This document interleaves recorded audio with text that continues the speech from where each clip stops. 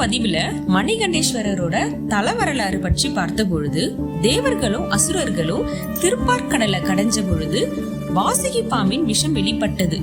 அதை பார்த்த சிவபெருமான் தன் தொண்டைக்குழியில நிலைநிறுத்திய வரலாறு பற்றி பார்த்தோம்.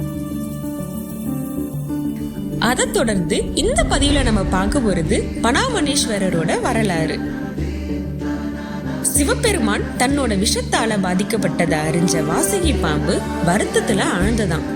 விஷத்தை கக்கி தேவர்களையும் உலகையும் துன்புறுத்தியதற்கு தோஷத்தை போக்கிக் கொள்ள ஆனந்த தீர்த்தம் என்ற தீர்த்த குளத்தை உருவாக்கி அதன் கரையில ஒரு சிவலிங்கத்தை நிறுவி தன்னிடம் இருந்த மாணிக்கத்தை சுவாமிக்கு சார்த்தி வழிபட்டு தன் தோஷத்தை போக்கி பேறு பெற்றதாம்.